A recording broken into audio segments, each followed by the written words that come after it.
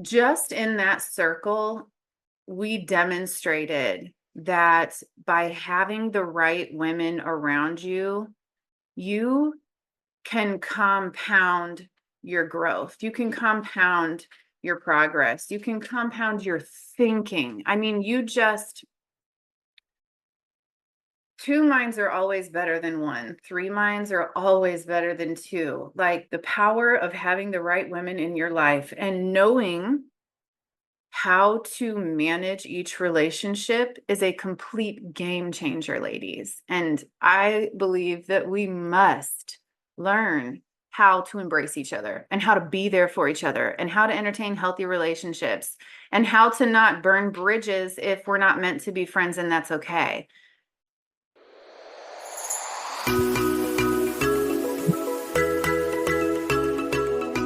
Welcome to Always and Never About the Money.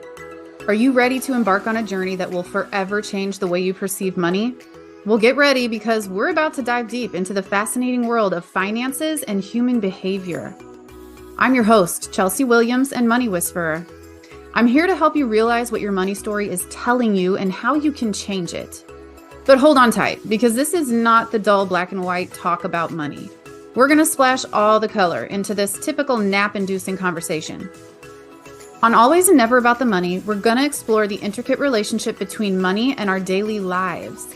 From the impact history has left on us and how we still manage it, how your habits shape your money, and what beliefs are driving your habits, choices, and relationships, to the deeper values and emotions we've come to attach to it.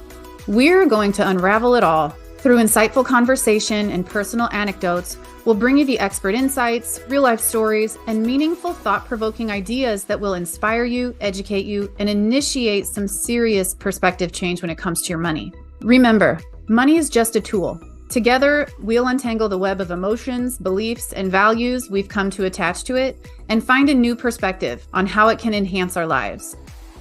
So whether you're looking for motivation, practical advice, or a good laugh, Always and Never About the Money's got you covered. Thank you for joining us in this transformative journey. Get ready to challenge your beliefs and embark on a financial exploration like no other. Without further ado, let's kick off the episode of Always and Never About the Money.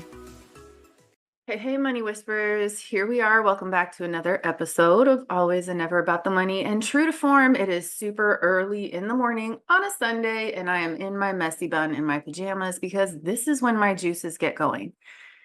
And today especially, I woke up very inspired. So let me just proceed this conversation by sharing with you that the last 3 weeks of my life have been some of the absolute hardest and simultaneously some of the absolute greatest. So at the same time that I was dealing with a personal situation that was the hardest thing that I have ever gone through in my life, simultaneously my business was doing amazing. Amazing. And so it had been such a roller coaster of a few weeks for me. And I don't know about you, and people deal with hard things differently, but for me, when something really difficult comes up in life, I go into a cave. That's what I call it. It's my cave. I isolate, I create distance between even some of my closest friends, because when something happens in my life, I first want to consult myself before I accept influence, and strategically, because I don't solicit influence from many people in my life. But before I do solicit influence from the people that I do trust and value their opinion and feedback, I consult myself. And, you might think, well, that's not healthy and you shouldn't do that. We're told not. It's not shoving down, it's isolating, and it's sorting through and identifying my own thoughts and feelings about it. And so I'm not shutting down, I'm actually digging and I'm intentionally feeling, because I do believe that when something happens, it demands that you deal with it. Otherwise, never really leaves and you risk it coming up down the road again. And so for me, when something happens, I retreat. And I only come out of my cave when I have to. And, I'm aware of not staying there too long. And the friends in my life, who know me well enough know that this is how I move. And they know that their position and the way that they can show up for me as a friend is to first give me my space. And then when I am ready, that is when I'm willing to listen to and accept influence and feedback and opinions and perspectives. And so it was just a really difficult few weeks for me, and I had been planning for a while with another lady here in town to have a women's group.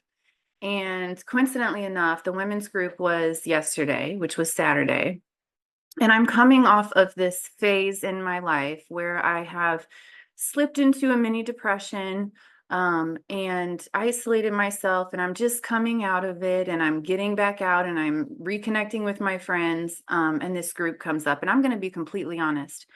I woke up excited for the idea, but my physical and my mental just were like, I was like, I don't feel like doing this. Like, if I had my choice, I would lay in bed all day and watch Netflix and clean my house and do some laundry and just like nest around my house. I love nesting in my house. And so, I woke up feeling like, man, I would really love to just hang out in my house all day today. But I've got this women's group and I've committed to it. And I know a lot of the ladies that are going to be there, and I really value them in my circle and in my life. And so it was one of those things where I know that once I get there, I'm going to be really glad that I'm there and everything is going to change.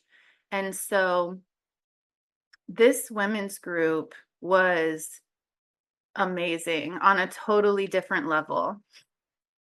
I met Shaqui, who had this idea quite a while ago, and she had brought it to me maybe not even a year ago, somewhere between 6 and 9 months. She had brought me this idea of, I want to get a group of women together just so that we could all express interest in supporting each other and having a group of women, because she had a story in her life where she knew that having your village, women having other women in their village, is valuable. You can't even measure the impact that it has. And so she had asked me to kind of co-host the group with her, because of my experience in finance. And specifically, I love understanding women in finance and the nuances that are happening that we aren't even aware of, and filling those gaps, because it is as simple as financial education that fills the gaps, where women are just not getting the same treatment as men. And so she knew this, and she knew that, well, what she didn't know actually is that I had the same vision as her. We had a lot of the same life experience, come to find out. And we were both understanding the value of having the right women in your circle as a woman. And so we get to this group, and it's a smaller group because we wanted to be able to connect with each person. And too many people, and you simply can't do that. And so there were about 9 of us. And she came up with some really cool exercises and games for us to play just to kind of break the ice. Because, even in my discussions leading up to this women's group, some of the feedback that I heard was, oh no, I don't want to go to that. And I don't want to make new friends. And that's just not something that I'm interested in. And I have bad experiences with other women, and that is all completely understandable. And that came up while we were in the group. So the first thing, we asked everybody is, why are you here? Why did you come? You knew this was a women's group, and that we were looking to more or less be supportive of other women. And so you have to have thought of something within yourself to come. And we wanted to start pulling that out of people.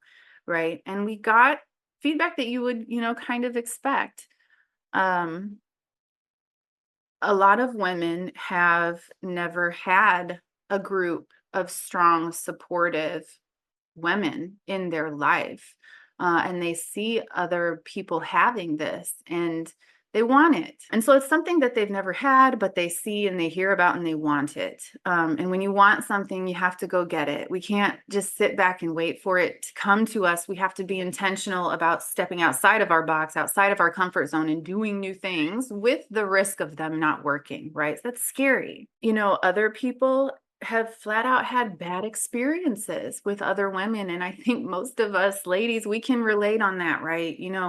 Growing up, in grade school, middle school, high school, and even those of us with kids in high school now, it hasn't changed. Girls are cutthroat. They are ruthless and show no mercy. And we've experienced that, most of us, right? Where we just have had a really bad experience with another girl going behind her back, probably over a guy. And we're like, you know what? I'm not messing with girls anymore. I'm going to be a guy's girl. I'm going to surround myself with guy friends. We've all heard that, right? If it's not you, listener, it's somebody that you know that, oh, I don't have girlfriends. I only have guy friends because girls are too much drama. And, I get that too. I really do. I believe that it's healthy to have friends of the opposite gender. However, we need to understand as women what we can and cannot get from the opposite sex in a true friendship, because there are boundaries and there are things that men will never relate to. And so it's my belief that women need women, and we may have to learn how to do that, ladies. But we should learn how to do that. And if you can find women in your life who want to do the same thing, who are open to learning other people, making mistakes and coming back together, right? Like a true relationship where we learn each other and we make mistakes and we offend each other, but that's not our intention. And we're open to forgiveness and we, stand the test of time. I saw something that said a true friendship is any friendship over 7 years can't be broken. And well, I know that's not true for everybody. Just the idea that how many people in your life, how many friends, ladies specifically, how many women friends in your life can you say that you've had for over 7 years? Like that is the goal. And in order to be friends with somebody for that long, you have to have worked through some stuff, right? Like something has to have happened that could have been taken wrong that you had to fix in your friendship, that you had to address and work through and apologize and do different and adjust so that you can hold on to that relationship. So these are all the reasons why, all of us women came together in this group, and with the intention of just exposing ourselves to other women that may or may not become friends in our life. And I think that's another really important thing too. Not everybody is going to be the same friend. Not everybody is going to be a close friend at all. And even of your close friends, you're not going to feel comfortable doing everything or telling everything to every person, right? So the idea of that we were brought up with is that like us girls, we tell each other everything, right? And we keep each other up to date and we do everything together. And if one person is singled out, we're not friends anymore and it causes chaos. And like, this is what we're used to. Right. And a lot of us have been raising kids for the past 20 years. So we're getting out here and that's what we remember. Um, and so I share all of that with you because I know that if you're a woman and you're listening to this, you can relate to at least one of these situations. And if you're the woman listening to this and you don't have a lot of other women friends in your life, I encourage you to be brave and go find some. And, friendships are so similar to relationships when we think about the idea of the honeymoon phase. So in a relationship, the honeymoon phase is where we're overwhelmed with feelings and emotions, and it's like this cloudy, blissful experience. We all know what the honeymoon phase is, right? Typically, the honeymoon phase lasts about 3 to 6 months. And when the honeymoon phase starts wearing off, that's when we're starting to get to some meat, right? That's when we're starting to see, okay, who was this person before we came into each other's lives and swept each other off our feet, right? Because we have to give people time. We have to see them in different situations. And if we allow the honeymoon phase to take us over, that can be really dangerous. And so the same thing applies to friendships. You know, the unhealthy attachment styles that exist in intimate relationships also exist in platonic friendships. That is a real thing. And so, how we go about meeting new people, sharing our story, sharing things that we're comfortable sharing, and how long and how much space we put in between us and the people that we're, looking to for friendships, all of those things matter. I mean, that's a whole conversation to have, right? Because there is a way to go out and expose yourself to hurt and denial, but only on like manage the risk, right? Like in business, we take risks, but we've really learned how to manage those risks. And so in our personal lives with making new friends, that is a risk, but it's a risk that can be managed in a lot of different ways. And so it's important that like we're patient, right? Because it takes time to get to know people. And are we, we may feel in a rushed, you might feel rushed, but great relationships take time and experience. And so we did a few other things to kind of have fun with this group of women. We did karaoke. I love karaoke. If you're ever in Bloomington Normal and you are out for a night of karaoke, do hit me up. So that was so much fun. We did another exercise where we were all given plates and markers. And, we talked about how the beginning of the year, there's so much momentum and we set goals and we talk about what we want to do for the year. And then halfway through the year, you're like, oh shit, it's halfway through the year and I'm not where I wanted to be. Or this year has kicked my butt. Or a number of different things that just weren't the original plan. And so we talked about how, look, we're in the middle of the year.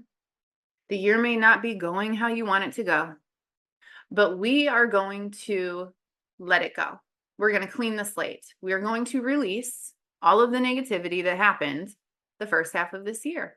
And so she had us write down or, draw pictures that were symbolic to us of all of the people, places, situations, and things that we were going to release from the first half of this year going into the last half of this year.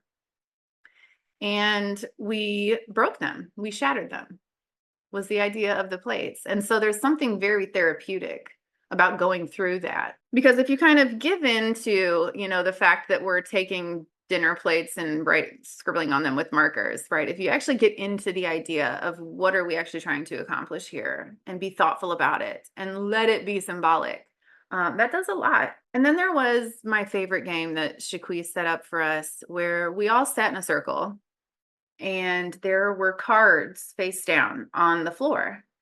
And one by one, each woman would pick up a card and flip it over, and it had a word on it. And we had cards where we would say, I have or I have never. So I can relate or I cannot relate, right? And that conversation, the conversations that we had while playing that game completely changed the energy of the group. Once the women were able to get comfortable and loosen up and have, some fun interactions with each other, the level of humility that some of these women were willing to expose in this circle was inspiring. I mean, just in that circle, we demonstrated that by having the right women around you, you can compound your growth. You can compound your progress. You can compound your thinking. I mean,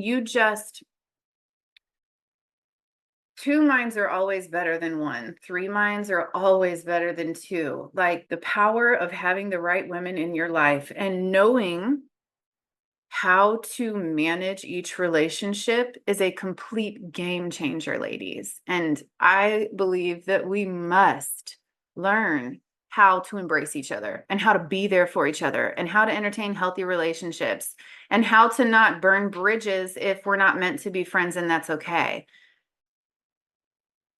Breaking the idea that we grew up with around it's hard to be friends with other girls and we can't trust each other is something that we need to do because there is so much power on the other side of that line of thinking. And so, to give you an idea, some of the words on the cards were words like single, grief, love. The card gossip came up. And so, each time a card came up, we would all share our relationship with that word. And you can imagine some of the conversations that happened because they absolutely did happen. And some of them were uncomfortable. And some people were really putting themselves out there. And it was amazing just to have those conversations and share your experience and hear other perspectives and have women in your life that are willing to be there when and how you need them to be there as your friend. And by returning that piece of the relationship and being there for other women, checking in on other women, celebrating their wins, supporting them through the hard things, not judging them, listening to them, not telling them what to do, being willing to get hurt or offended, and then also being willing to come to the table and figure out how to avoid it. Women supporting women is a truly powerful movement, and it can make things happen. And so after yesterday, not really feeling like waking up and doing anything, but still looking forward to this, and then getting there and experiencing all of these things and listening to all of these women I'm glad I got out of bed and did it. And I knew I would be. And it has left me, and I'm sure the other women, feeling a lot of hope. I know that some nuggets were planted, some seeds were planted, and that was the goal. And that's what we told them in the beginning. If nothing, we hope that you leave with proof and a little bit of hope that if and when in your life this is something that you want to be more intentional about, you can do that. You deserve these relationships in your life. You are worthy of these relationships in your life. And so that was the goal of the group. And I know I love feeling that way, and I'm sure the other women did too. So if you're listening to this and you have a group of friends in your life that you believe are the women that are part of your circle, I encourage you to, number one, be grateful. Not everybody has that, and that is truly powerful in your life. So nurture that. Do something even like we did. Get these women together twice a year, 4 times a year, do the vision boards, talk about your goals, hold each other accountable, vent, dump all the things, let it go, and build each other back up.